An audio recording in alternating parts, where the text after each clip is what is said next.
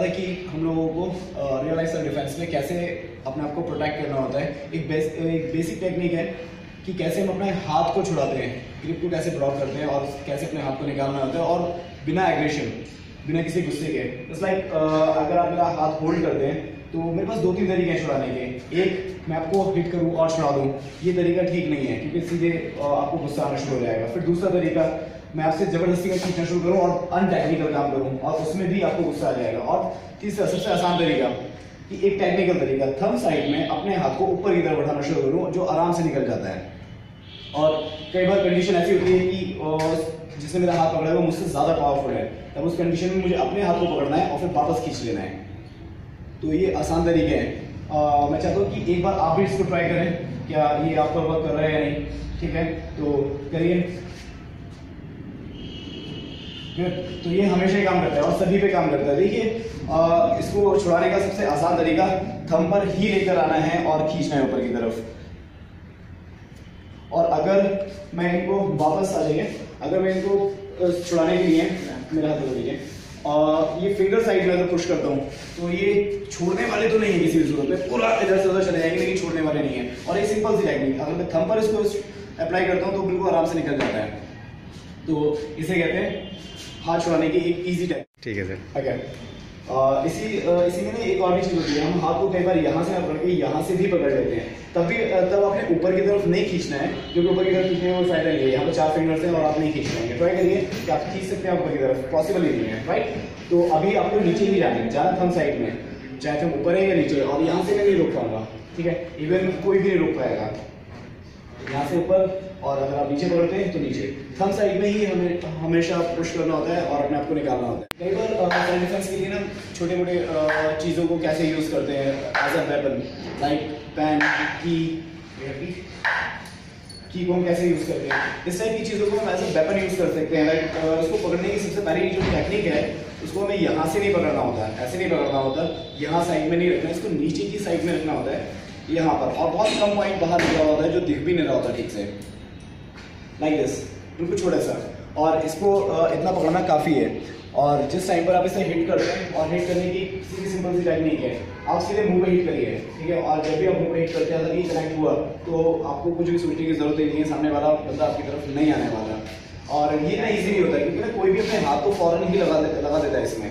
जैसे इवन हाथ पकड़ भी लेता है, और हाथ जब पकड़ लेता है, आपका ग्रिप आता है, तो अपने रिस्ट को जस्ट बैंड करना है और यहाँ से खींच देना है, और एक वाइट स्क्रैच जो हाथ पे पड़ रहा है वो क्राउड को निकालते हुए चला जाएगा। तो क्या करना होता है उस टाइम पर, फिर से पकड़ रहा है कोई हाथ अगर, तब इसको यहाँ बैंड किया और खींच दिया। ठीक है, और जैसे ही आप हाथ को खींचते हैं यहाँ से फौरन पकड़ने के बाद में, हाथ को खींचा, हाथ लगाने के बाद में सीधे मुँह पर आ जाओ बस। 1 2 3 4 5 6 7 जितने भी चाहो मारो, और ये काफ़ी होता है। क्या करिए एक बार से,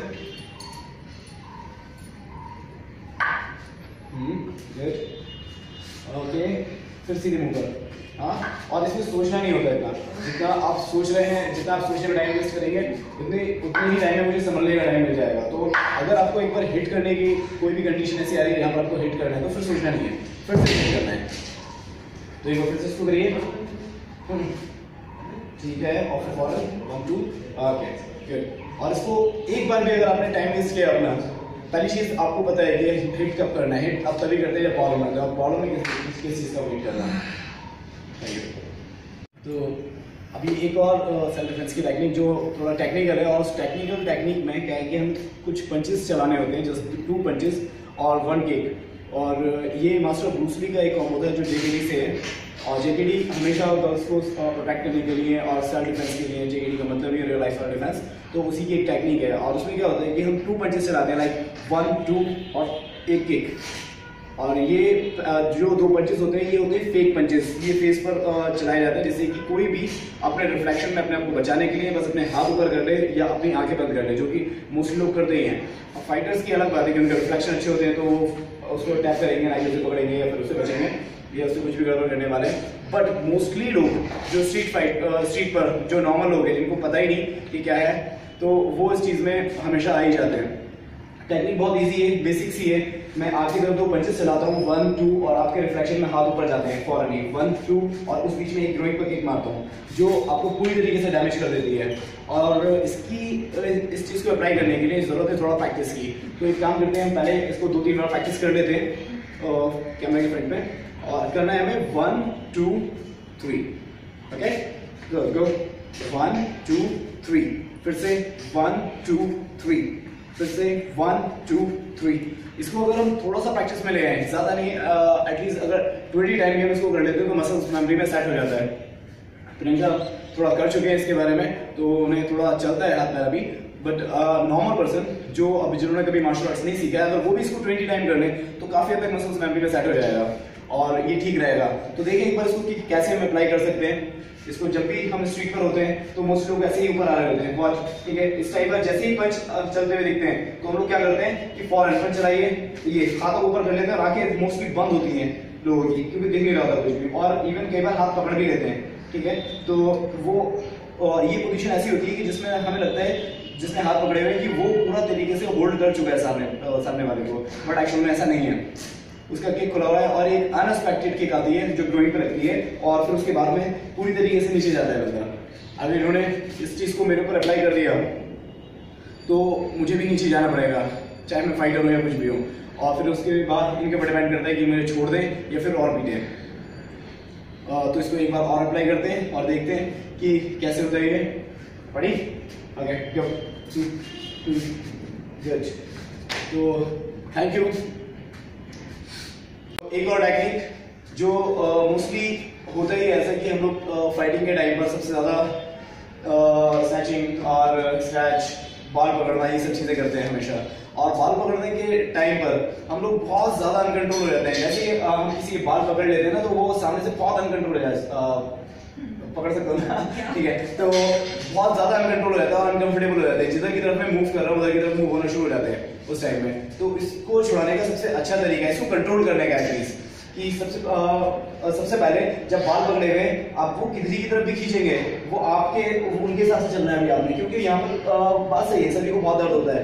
तो इसको कंट्रोल करने के लिए सबसे पहले अपना हाथ उसके हाथ पर रख लो और टाइट से होल्ड कर लो उसको। अगर चाहो तो दूसरा हाथ भी रख लो, और अब आपको लगता है कि वो बाल खींच पाएंगे, नहीं ना, अब अपना हाथ खींच रहा है, बाल नहीं खींच रहे, ठीक है। और जितना हो सकता है उसके क्लोज चले जाओ, बिल्कुल घुस जाओ वहां पर।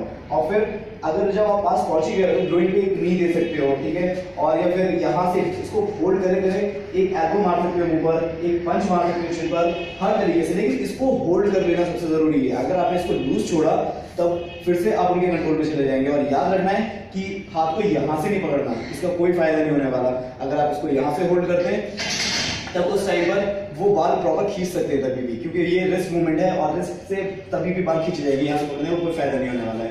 तो होल्ड करना है यहाँ से और फिर आगे बढ़ना है, खींचिए बाल और उसके सीधे एल्बो ऊपर, या फिर नी या फिर पंच, जो भी आप चाहें।